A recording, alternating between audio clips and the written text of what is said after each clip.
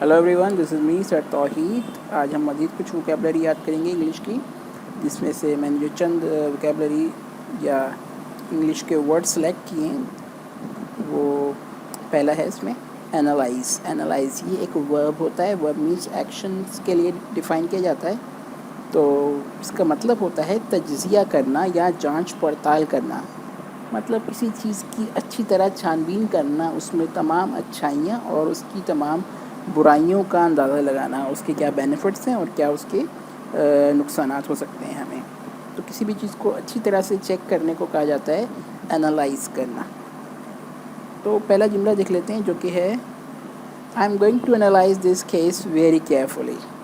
मैं इस मामले को बहुत अच्छी तरीके से तज्ज़िया करूँगा।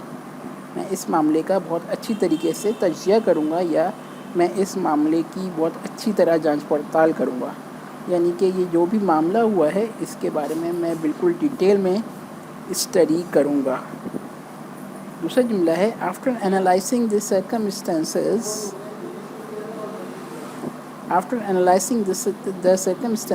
आई will decide what to do. मैं हालात को अच्छी तरह जांचने के बाद फ़ैसला करूँगा कि क्या करना है, या मैं अच्छी तरह से हालात का तज्ज़िया करने के बाद ये फ़ैसला करूँगा कि क्या करना है। तो इस तरह आपको अंदाज़ा हो गया होगा कि एनालाइज़ वर्ड को किस तरह इस्तेमाल करते हैं। यहाँ पे हमने एनालाइज़ को दो जगह पे इस्तेमाल किया, एक यहाँ पे इस्तेमाल किया और एक यहाँ पे इसको इस्तेमाल किया। बिकॉज़ ये वर्ब है तो इसकी कोई भी फॉर्म इस्तेमाल की जा सकती है। मज़ीद आगे बढ़ते हैं तो हमारे पास अगला वर्ड है अप्रोच। अप्रोच वर्ब भी होता है और नाउन भी होता है। अप्रोच का मतलब होता है एज अ वर्ब करीब पहुंचना, किसी चीज़ के करीब पहुंच जाना या किसी चीज़ की तरफ जाना, इसे कहते हैं अप्रोच। तो इसके हवाले से एक जुमला देखते हैं। As I approach the car he saw me. जैसे ही मैं गाड़ी के करीब पहुंचा उसने मुझे देख लिया। तो यहाँ पे अप्रोच का मतलब निकल रहा है करीब जाना। जैसे मैं करीब पहुंचा या करीब गया तो मुझे उन्होंने देख लिया। दूसरा जुमला है approach as a noun. Approach का मतलब होता है हिकमत अमली। अब ये वर्ब नहीं है, अब ये एज अ नाउन यूज़ होगा। तो हिकमत अमली कहते हैं पॉलिसी को, या फिर जो भी आपने कोई प्लान किया होता है, आइडिया होता है आपका किसी भी मामले के हवाले से, या कोई भी चीज़ आप पहले डिसाइड करते हैं कि हम इसको इस तरह करेंगे। तो किसी भी चीज़ को करने से पहले जो प्लानिंग की जाती है उसे कहते हैं अप्रोच, हिकमत अमली। तो इसके हवाले से एक जुमला देख लेते हैं। He is always very logical in his approach.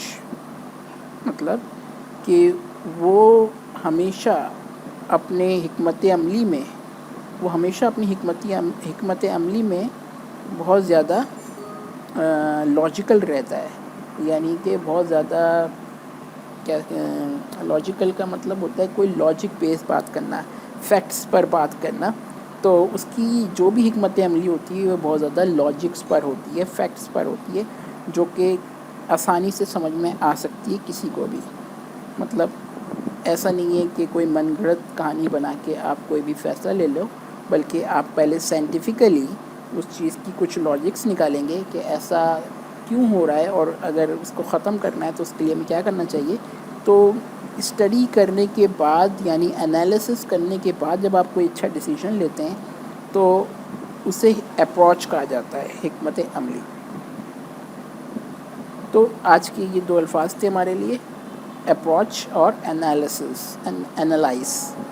Analysis इसका नाउन होता है, जिसको मैं फिर कभी स्टडी करूँगा, लेकिन आज हमने इसको एज अ वर्ब लिया है। एनालाइज मतलब तज्ज़िया करना या जांच पड़ताल करना।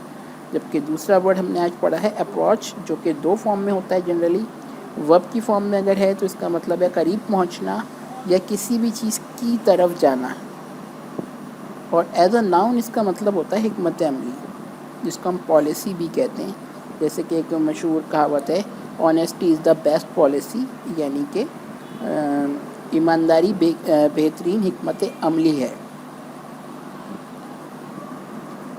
तो गाइज़ आज के लिए स्टॉप करते हैं। यही थे कुछ वर्ड्स, इसको याद कीजिएगा, इस्तेमाल कीजिएगा। बहुत ज़्यादा इस्तेमाल होने वाले अल्फाजों में से इनका शुमार होता है। तो अगर आप इस तरह के अल्फाज डेली बेसिस पे याद करेंगे तो इंशाल्लाह बहुत अच्छी अंग्रेज़ी بولنے کے قابل ہو سکتے ہیں۔ شکریہ۔